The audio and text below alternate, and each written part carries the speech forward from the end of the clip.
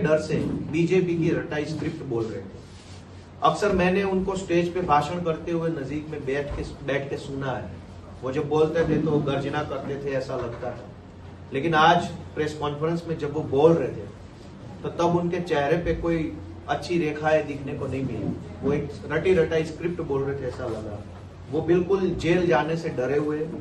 मेरे पास ये 2 कागज है, इसमें लिखा हुआ है, इस कागज में लिखा हुआ है कि आज यानी कि 12 फरवरी 2026 के दिन उनकी तारीख लगी हुई है सुरेंद्र नगर की सेशंस कोर्ट में।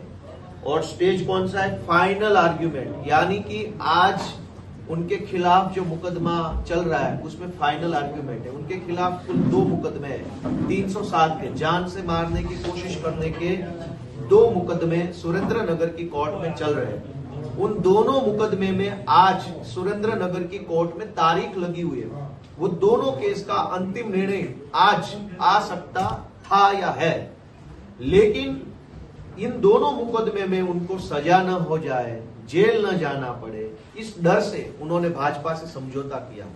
जो किसान आंदोलन हम सब लोगों ने मिलकर, आम आदमी पार्टी ने मिलकर खड़ा किया था, उस आंदोलन को उन्होंने बीजेपी को बेच दिया, गिरवी रख दिया और सौदा कर लिया अपने केस हटाने को लेकर।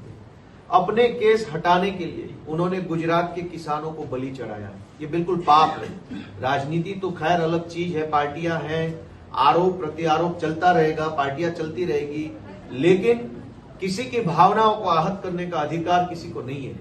गुजरात के करोड़ों किसानों की भावनाएं आम आदमी पार्टी के साथ जुड़ी है।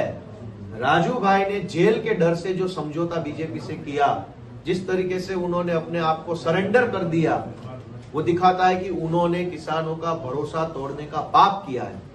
और इस पाप की सजा जनता उनको देगी जरूर।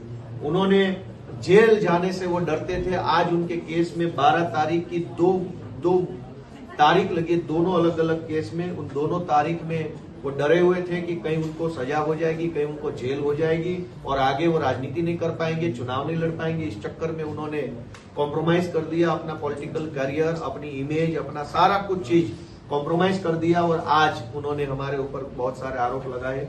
लेकिन मैं चाहूंगा कि जब उन्होंने सरेंडर कर ही लिया है, जब उन्होंने अपने आप को कॉम्प्रोमाइज कर ही दिया है और जब उन्होंने अपने खिलाफ के 2 केसेस को भाजपा के साथ समझौता कर लिया है, तो साथ साथ बोटान के हरदड़ कांड में जो फर्जी एफआईआर हुई है उसका भी समझौता करके किसानों के ऊपर से वो फर्जी मुकदमा हटवाने का काम बीजेपी से करवा लेंगे, ये मैं उम्मीद करता हूँ।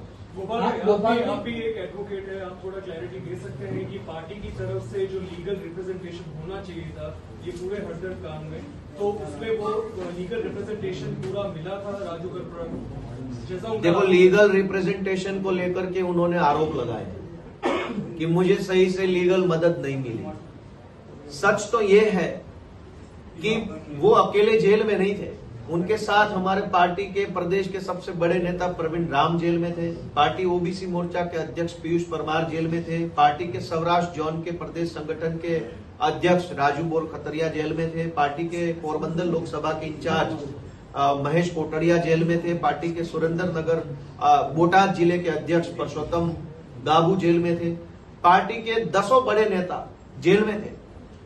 उस 10 में से 9 लोगों को अच्छी लीगल सपोर्ट मिली और एक को नहीं मिली। ये कैसी बात हो गई? 10 बड़े नेता हमारे एक ही केस में, एक ही जेल में, एक ही जगह पे थे। 9 लोग बोल रहे सही से मदद मिली, सही से सपोर्ट मिला, सब ठीक रहा, अच्छा रहा, परिवार को सहयोग भी मिला। 9 लोगों को कोई शिकायत नहीं है। लेकिन राजू भाई एक को लग रहा है कि उनको सही से सपोर्ट नहीं मिला, ये नहीं मिला, वो नहीं मिला। दरअसल में बात ये नहीं है कि सपोर्ट मिला नहीं मिला, बात ये है कि उनके खिलाफ जो केस है कोर्ट में, आज उसकी तारीख लगी और उसमें लिखा हुआ है फाइनल आर्ग्यूमेंट है। आज फाइनल। अगर राजू भाई आज प्रेस कॉन्फ्रेंस करके हमारे ऊपर आरोप नहीं लगाते, आज हमारे ऊपर कीचड़ नहीं उछालते, तो कुछ भी हो सकता है उनके साथ। वो जेल जा सकते हैं, उनको सजा हो सकती है केस में। और इसलिए उन्होंने अपने आप को बीजेपी के सामने सरेंडर कर दिया है। वो कॉम्प्रोमाइज हो चुके हैं। उन्होंने अपने केस से बचने के लिए समझौता कर लिया है।